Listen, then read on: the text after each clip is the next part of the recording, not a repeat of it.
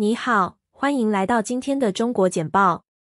今天的主要新闻有：中国促成沙特阿拉伯和伊朗之间的和平协议，突出了中国领导人习近平为美国主导的世界秩序提供替代方案的雄心。被美国制裁的李尚福被任命为中国的新国防部长。预计七国集团 G7 的主要经济体将呼吁为具有战略意义的商品建立一个集团范围内的供应链，以确保稳定的供应。世界卫生组织 WHO 总干事表示，发现 COVID-19 的来源是道德上的义务。同时，吴振龙被任命为国务委员兼中国国务院秘书长。以下是今天的独家见解。香港吸引海外人才，正从谷底反弹。经历了2019年的反送中和2020年国安法颁布后，香港出现了新的移民潮，一大批中青年人口选择了离开香港。而即使尚未离开的人群中，由于反送中造成了严重的社会对立，尤其是香港年轻人与政府之间几乎完全失去互信。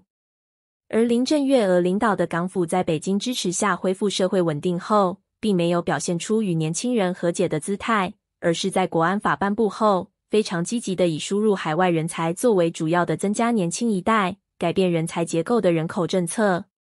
而李家超的新一届港府显然也在延续了这种人才引进的策略，大量吸引海外人才，当然，主要面对的是大陆人才。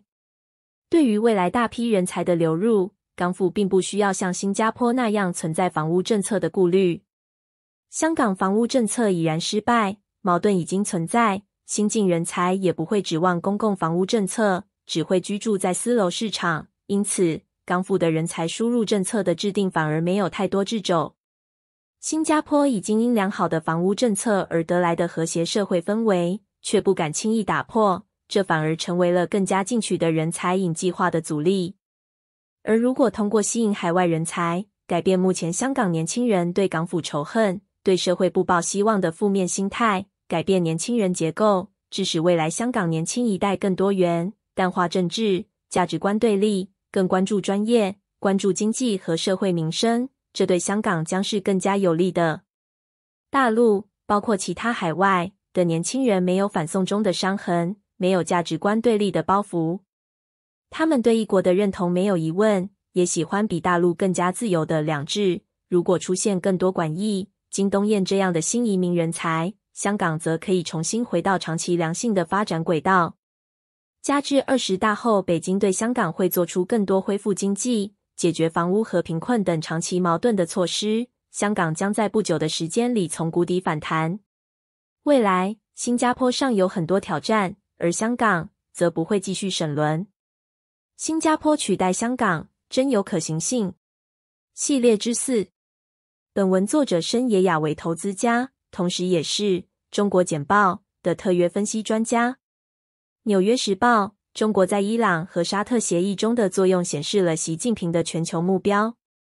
分析人士称，中国在促成沙特阿拉伯和伊朗之间的和平协议中的作用，显示了中国领导人习近平为美国领导的世界秩序提供替代方案的雄心。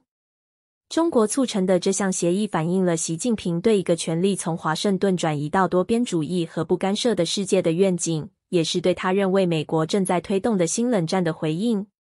尽管中国在中东的参与传统上以促进贸易和投资为中心，但他热衷于将自己表现为一个与美国相抗衡的全球政治家。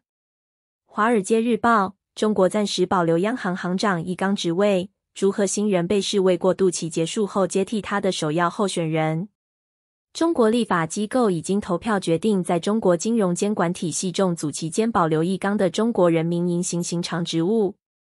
这一决定将在过渡时期提供连续性。易纲预计将延长他的领导任期几个月，而中信集团董事长朱鹤新人被视为过渡期结束后接替他的首要候选人。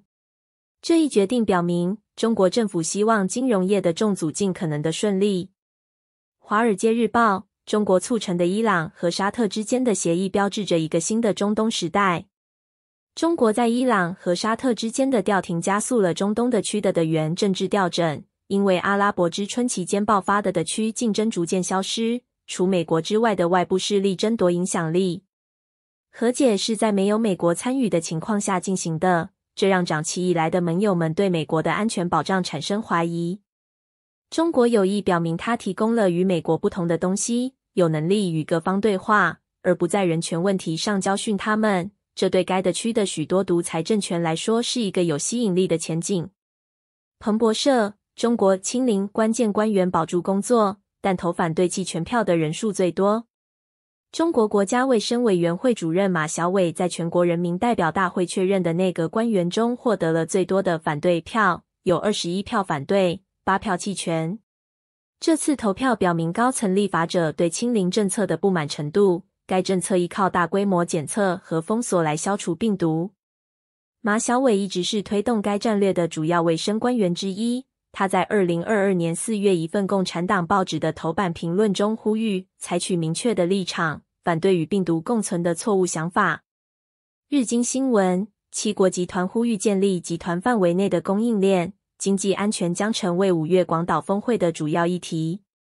7国集团 G7 的主要经济体预计将呼吁为具有战略意义的商品建立集团范围内的供应链，以确保对经济安全日益重要的微芯片、稀土和其他商品的稳定供应。考虑到中国，7国集团将考虑建立一个供应链网络，以备台湾危机或乌克兰长期战争的发生。日本作为峰会的主席国，将研究建立一个集团范围内的供应网络，由7国集团指定某些对经济活动至关重要的商品，并为其形成材料和库存网络。7国集团的经济安全主题已被定位为峰会的一个主要议程项目。日本旨在防止货物和技术通过欧洲流向中国。路透社，寻找 COVID-19 的来源是一项道义义务，世界卫生组织总干事这样说。世界卫生组织 WHO 总干事表示，发现 COVID-19 的起源是一项道德义务，必须探索所有假设。他的评论是在一个美国机构的报告之后发表的。该报告评估该大流行病可能是由中国实验室意外泄漏造成的。中国已经否认了这一评估。声明恰逢世卫组织首次使用大流行一词来描述 COVID-19 的全球爆发的3周年。由世卫组织领导的调查该病毒来源的小组在2021年表示，该病毒可能是通过另一种动物从蝙蝠传播给人类的，但还需要进一步研究。路透社，美国制裁的将军将成为中国日益壮大的军队的公众形象。中国已任命李尚福将军为该国新的国防部长，这一角色主要是仪式性的和外交性的，但鉴于他的背景而受到密切关注。2018年，李尚福因从俄罗斯一公司购买10架苏 35战斗机和 S-400的对空导弹系统相关设备而受到美国的制裁。李尚福的航天工程背景可能会帮助他在实现习近平主席为解放军制定的目标方面发挥关键作用。该目标是在2049年成为世界一流军队。南华早报，吴振龙担任国务院高级职务，帮助指导内阁工作。前江苏省委书记、李强总理的前下属吴振龙被任命为国务委员兼中国国务院秘书长。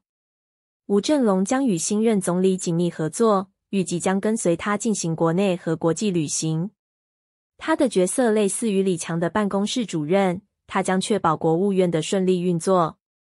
周日，国家立法机构在北京举行的年度会议的倒数第2天做出了队伍的任命。今天就到此为止。如果你喜欢我们的内容，请订阅我们的通讯。谢谢大家收看，欢迎给我们节目点赞。